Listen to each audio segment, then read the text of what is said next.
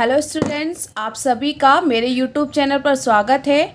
आज मैं आपके लिए लेकर आई हूँ क्लास 10th के लिए जो मोस्ट इम्पॉर्टेंट क्वेश्चन हो सकते हैं। ये सभी क्वेश्चन बोर्ड नमूना प्रश्न पत्र के होंगे, जिसमें हम खंड वाइज खंड अ, फिर खंड ब, फिर स और फिर द विभिन्न खंडों को अलग अलग वीडियो में एक साथ डिस्कस करेंगे। यहाँ मैं आपको बताऊंगी कि आपका जो राजस्थान बोर्ड का एग्ज़ाम होता है क्लास 10th का, वो किस प्रकार से आयोजित किया जाता है, उसकी मार्किंग क्या होती है, टाइम क्या होता है, ये सभी चीज़ें हम यहाँ जानेंगे। डिस्कस करते हैं क्वेश्चंस। अच्छा, तो सबसे पहले आप देखिए, आपको सभी को पता होगा कि आपका जो पेपर है वो 80 मार्क्स का होता है। इसमें आपको समय दिया जाता है 2 घंटे 45 मिनट। सबसे पहले आप देख लें, जो परीक्षार्थियों के लिए जो निर्देश दिए जाते हैं उन्हें आप केयरफुली पढ़ें, क्योंकि ये निर्देश आपके लिए हैं, तो आपको पढ़ना चाहिए। विद्यार्थी सर्वप्रथम अपने प्रश्न पत्र पर नामांकन अनिवार्य लिखें। सबसे पहले आपको क्या करना है, जैसे ही आपको आपकी बोर्ड की कॉपी मिलेगी, आपको उसमें क्या लिखना है, अपना नाम, रोल नंबर, सॉरी नाम तो नहीं लिखा जाता, रोल नंबर आपको लिखना है। रोल नंबर बहुत ध्यान से लिखें। तो सबसे पहले आपको नामांकन अनिवार्य है, उसके बाद सभी प्रश्न करने अनिवार्य हैं। आपको सभी प्रश्न करने हैं, कोई प्रश्न नहीं छोड़ना है।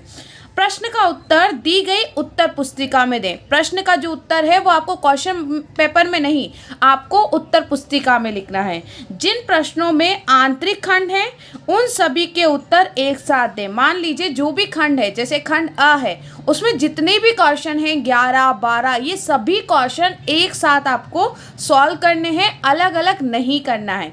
ओके, खंड अ, इसमें जो बहुविकल्पी प्रश्न हैं उन्हें हम डिस्कस करेंगे। देखिए, प्रश्न नंबर फर्स्ट है, निम्न प्रश्नों के उत्तर का सही विकल्प का चयन कर उत्तर पुस्तिका में लिखें। इसका क्वेश्चन नंबर 1 है, 1929 का कांग्रेस अधिवेशन निम्न में से कहाँ हुआ था। इसके ऑप्शन है अ इलाहाबाद, ब कोलकाता, स लाहौर या द मद्रास। इसका आंसर होगा स लाहौर। 1929 का जो कांग्रेस अधिवेशन था वो लाहौर में आयोजित किया गया था। यह अधिवेशन इसलिए महत्वपूर्ण हो जाता है क्योंकि इस अधिवेशन में पूर्ण स्वराज की मांग की गई थी। क्या की गई थी? पूर्ण स्वराज की मांग की गई थी, इसलिए इससे क्वेश्चन पूछा जाता है। ओके, नेक्स्ट क्वेश्चन है क्वेश्चन नंबर 2, जर्मन बलूत किसका प्रतीक है।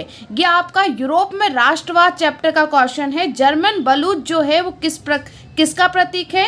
इसके ऑप्शन है अ आज़ादी का, ब शांति की चाह का, स एक नए युग का सूत्रपात या द बहादुरी का। इसका आंसर होगा द बहादुरी का।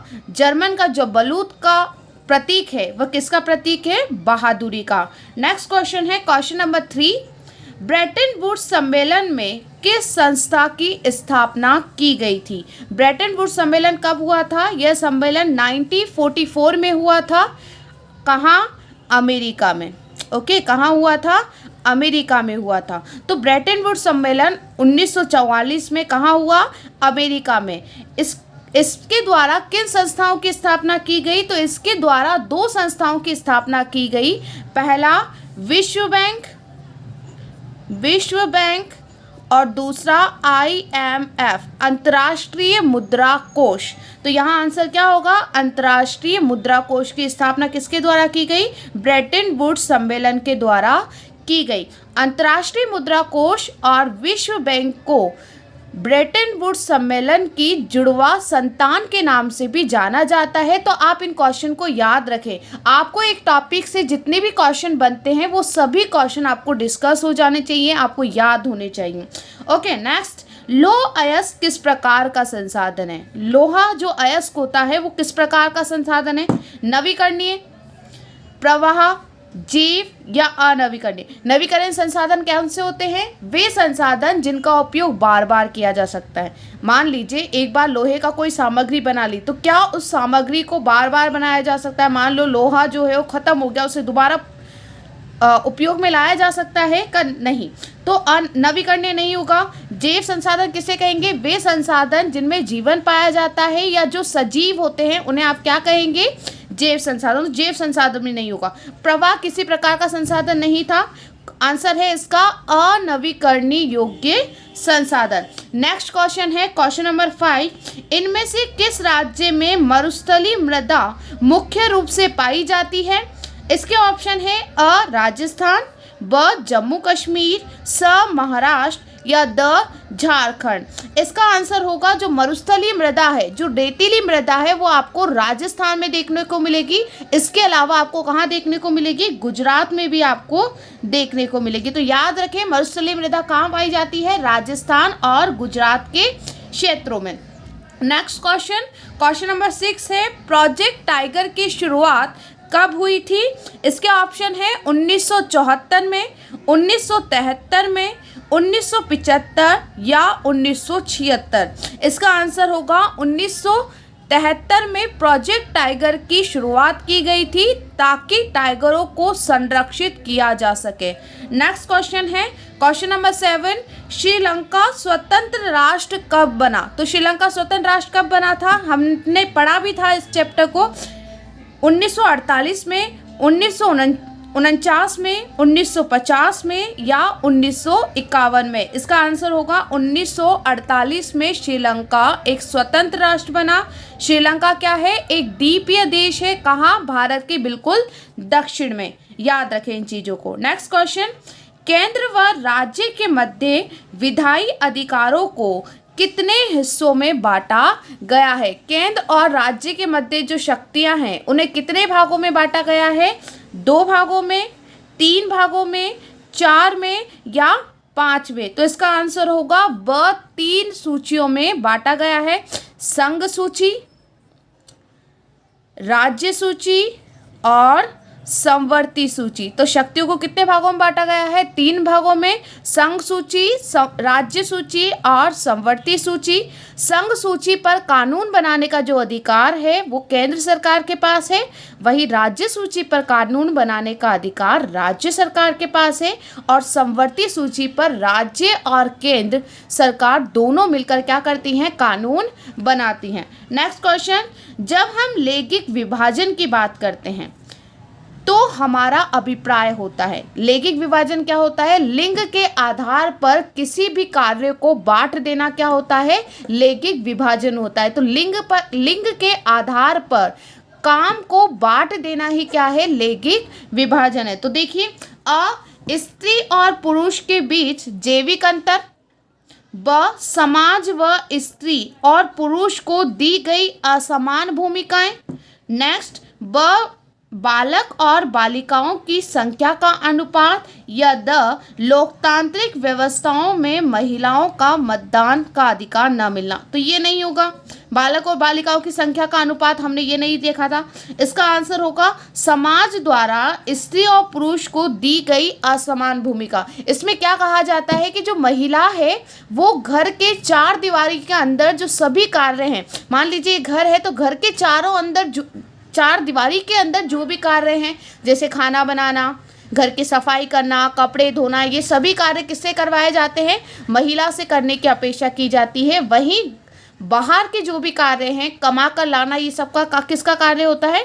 पुरुष का। तो स्त्री और पुरुष में श्रम का विभाजन ही क्या कहलाता है? श्रम का लैंगिक विभाजन कहलाता है। चलते हैं नेक्स्ट क्वेश्चन पर। क्वेश्चन नंबर 10 है, मध्य आय वर्ग वाला देश कौन सा है? मध्य आय वर्ग वाला देश कौन सा है? तो इसके ऑप्शन है अ संयुक्त राज्य अमेरिका, ब भारत, स चीन या द जापान। इसका आंसर होगा ब भारत। भारत कौन सी आय वाला देश है? मध्य आय वाला देश है। इसके अलावा नेक्स्ट क्वेश्चन, औद्योगिक क्षेत्र कहा जाता है। औद्योगिक क्षेत्र किसे कहते हैं? तो हम इकोनॉमिक्स में ये चैप्टर है कि विभिन्न क्षेत्र, अर्थव्यवस्था के विभिन्न क्षेत्र, जिसमें प्राथमिक क्षेत्र, द्वितीय क्षेत्र और तृतीय क्षेत्र को पढ़ा था। प्राथमिक क्षेत्र जिसमें कृषि आती है, याद रखें, कृषि, खनन, मत्स्य पालन, ये सब क्या है, प्राथमिक क्षेत्र हैं। द्वितीय क्षेत्र में क्या आते हैं, जिसमें मैन्युफैक्चरिंग वर्क होता है, जिसमें मशीनों से कोई भी वस्तु बनाया जाता है, जिसमें औद्योगिकरण किया जाता है, वो कौन सा क्षेत्र कहलाता है, द्वितीय क्षेत्र। तो इसका आंसर क्या होगा, द्वितीय क्षेत्र। नेक्स्ट, विभिन्न देशों के बीच परस्पर संबंध और तीव्र एकीकरण की प्रक्रिया है, क्या कहलाती है, विभिन्न देशों के बीच परस्पर संबंध और एकीकरण की प्रक्रिया वैश्वीकरण कहलाती है। क्या कहलाती है, वैश्वीकरण कहलाती है।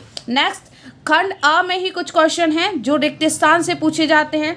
देखिए, फर्स्ट, अफ्रीका में नामक बीमारी सबसे पहले 1880 के दशक में आखिरी सालों में दिखाई दी। कहाँ, कौन सी बीमारी थी वो, रिडर पेस्ट। कौन सी बीमारी थी, रिडर पेस्ट। तो अफ्रीका में रिडर पेस्ट नामक बीमारी 1880 के दशक में दिखाई दी थी। रिडर पेस्ट क्या है, जानवरों को जो बीमारी हो जाती है उसे कहा गया था रिडर पेस्ट। ओके, भारत में कुल 1% भौगोलिक क्षेत्र पर वन स्थित है। कितने प्रतिशत भाग पर वन है, तो 24.56% भाग पर क्या है, भारत में वन पाए जाते हैं।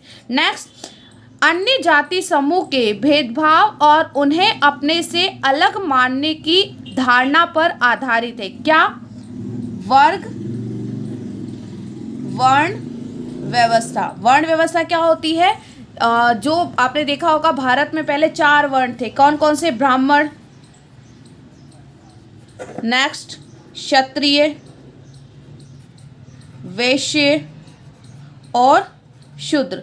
तो वर्ण के आधार पर समाज में जो भेदभाव की प्रक्रिया है, इसके बारे में ये क्वेश्चन है। नेक्स्ट, मानव विकास रिपोर्ट देशों की तुलना शैक्षणिक स्तर, स्वास्थ्य स्थिति और के आधार पर की जाती है। तो एसडीआई की बात हो रही है, ह्यूमन डेवलपमेंट इंडेक्स किसके द्वारा जारी की जाती है, तो यूएनडीपी द्वारा जारी की जाती है। यूनाइटेड नेशन डेवलपमेंट प्रोग्राम द्वारा मानव विकास रिपोर्ट जारी की जाती है। यह रिपोर्ट 3 स्तरों पर बनाई जाती है। पहला, शैक्षणिक स्तर, स्वास्थ्य स्तर और प्रति व्यक्ति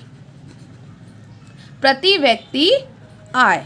नेक्स्ट क्वेश्चन, किसी देश के भीतर किसी विशेष वर्ग में उत्पादित सभी अंतिम वस्तुओं और सेवाओं का मूल्य कहलाता है। क्या कहलाता है, जीडीपी।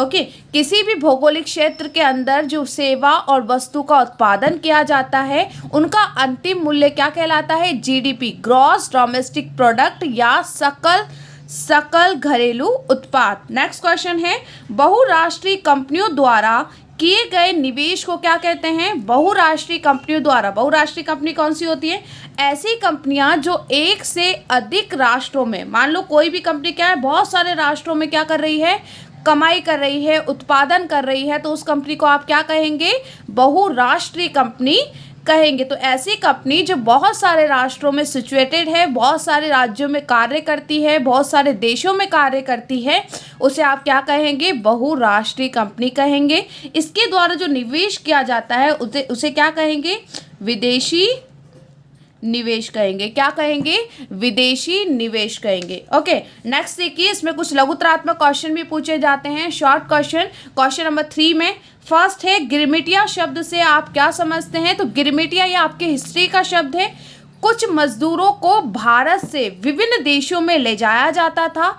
इन मजदूरों को किसके तहत ले जाया जाता था, अनुबंध के तहत। अनुबंध मतलब इनके साथ क्या करती थी, ब्रिटिश कंपनियां एग्रीमेंट करती थी और इन्हें अन्य देशों में कार्य करने के लिए ले जाया जाता था। इन्हें क्या कहते थे, गिरमिटिया मजदूर। तो विदेशों को जाने वाले अनुबंधित श्रमिक गिरमिटिया नाम से जाने जाते थे। नेक्स्ट देखिए, वीटो किसे कहते हैं या निषेधाधिकार क्या है। वीटो वह अधिकार है जिसके सहारे एक राष्ट्र की असहमति किसी भी प्रस्ताव को क्या कर सकती है, निरस्त करती है। वीटो पावर यह है कि मान लीजिए 5 मेंबर हैं, 5 सदस्य हैं, 5 में से अगर एक ने भी कह दिया कि नहीं ये प्रस्ताव पारित नहीं होना चाहिए, तो वह प्रस्ताव पारित नहीं होगा। इस प्रकार के अधिकार को क्या कहेंगे आप, वीटो पावर या निषेधाधिकार कहा जाता है। नेक्स्ट क्वेश्चन देखिए, यह कथन किसका है कि जब फ्रांस छींकता है तो बाकी यूरोप को सर्दी जुकाम हो जाता है। इसके देखिए, ये आपका हिस्ट्री का क्वेश्चन है। यूरोप में राष्ट्रवाद, तो ऐसा किसके लिए कहा गया था? यह कथन मैटरनिक का है। किसने कहा था? ये मैटरनिक ने, कि जब फ्रांस छींकता है तो पूरे यूरोप को क्या हो जाती है? छींक आ जाती है। जब फ्रांस छींकता है तो पूरे यूरोप को क्या हो जाती है? सर्दी जुकाम हो जाती है। ये कथन किसका था? ड्यूक मैटरनिक का। ओके, नेक्स्ट, बाढ़ नियंत्रण हेतु एक उपाय बताइए। बाढ़ नियंत्रण करना है तो हमें क्या करना चाहिए? जो नदियां बह रही हैं उन पर क्या बना दो? बांध का निर्माण कर दो, तो उससे क्या होगा? बाढ़ रुक जाएगी। नेक्स्ट क्वेश्चन, भारत के उत्तर पूर्वी राज्यों में कृंतक दहन कृषि को क्या कहा जाता है? कृंतक दहन कृषि जो झूम कृषि है उसे, तो उत्तर पूर्वी राज्यों में क्या कहते हैं? हम इसे झूमिंग कृषि कहते हैं। नेक्स्ट, किसी एक रेशे वाली फसल का नाम बताइए। ऐसी फसल जिसमें रेशा होता है, तो एक फसल क्या है? कपास ले लें आप।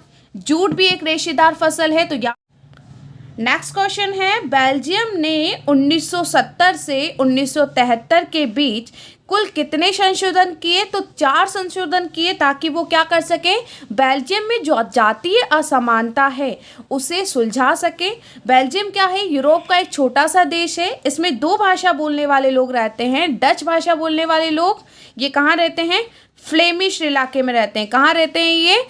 फ्लेमिश इलाके में रहते हैं। जबकि फ्रेंच भाषा बोलने वाले लोग वेलोनिया में रहते हैं। कहाँ रहते हैं? वेलोनिया रीजन में रहते हैं। बेल्जियम की राजधानी क्या है? ब्रसेल्स। नेक्स्ट क्वेश्चन, सत्ता के विकेंद्रीकरण से आप क्या समझते हैं? सत्ता के विकेंद्रीकरण वाला जो चैप्टर है आपने पढ़ा होगा। जब केंद्र सरकार से, मान लो ये केंद्र सरकार है, केंद्र सरकार से शक्तियां राज्य सरकार जो हैं वो लेकर किसे देती हैं? स्थानीय सरकार को देती हैं, तो उसे आप क्या कहेंगे? सत्ता का विकेंद्रीकरण कहेंगे। जब केंद्र और राज्य सरकारें अपनी शक्तियां स्थानीय सरकारों को देती हैं तो इसे सत्ता का विकेंद्रीकरण कहा जाता है। नेक्स्ट, कार्लोस स्मिथ और नॉर्मन दोनों में एक क्या समानता थी? कार्लोस स्मिथ और नॉर्मन तीनों ही क्या कर रहे थे? नस्ल भेद के विरुद्ध में थे। तीनों ही क्या कर रहे थे? नस्ल पर आधारित जो भेदभाव किया जाता है उसका विरोध कर रहे थे। कहाँ पर? मैक्सिको ओलंपिक में। ओके, नेक्स्ट देखिए, नवीकरणीय संसाधन तथा गैर नवीकरणीय संसाधन का एक एक उदाहरण लिखिए। तो नवीकरणीय वे संसाधन जिनका उपयोग बार बार किया जा सकता है, जिनका निर्माण जिन्हें बनने में कम समय लगता है, जैसे वन। नेक्स्ट, अनवीकरणीय संसाधन वे संसाधन जिनका उपयोग यदि एक बार कर लिया जाए तो वो क्या हो जाते हैं? समाप्त हो जाते हैं। तो इसमें आंसर होगा खनिज तेल। नेक्स्ट देखिए, अतिरिक्त रोजगार के सृजन का कोई एक उपाय बताइए। अगर आपको रोजगार का सृजन करना है, रोजगार को सृजित करना है, बहुत सारे लोगों को काम देना है, तो क्या करिए? कई खेतों की सिंचाई हेतु एक नए बांध का निर्माण करवा दीजिए। आप क्या कर सकते हैं? गाँव में मनरेगा को लागू कर दे। इसके अलावा गांव में जो ढांचागत विकास है उसे बढ़ावा दे, तो रोजगार का सृजन होगा। नेक्स्ट, वैश्वीकरण की प्रक्रिया को उत्प्रेरित करने वाला मुख्य कारक क्या है? प्रौद्योगिकी। इसमें आप क्या लिख सकते हैं? व्यापार, निवेश, ये सभी क्या है? वैश्वीकरण को बढ़ावा देते हैं। तो ये हुआ आपका खंड अ। इसी के साथ मैं नेक्स्ट वीडियो में खंड ब, फिर स और फिर द डिस्कस करूंगी। अगर आपको मेरी वीडियो समझ में आती है तो प्लीज़ मेरे चैनल को लाइक करें, सब्सक्राइब करें और शेयर करना बिल्कुल ना भूलें। अगर आपको कोई क्वेश्चन पूछना है तो आप कमेंट बॉक्स में वो क्वेश्चन भी मुझसे पूछ सकते हैं। मैं कोशिश करूँगी कि आपकी जो क्वेरीज हैं उन्हें भी सॉल्यूशन दे सकूँ।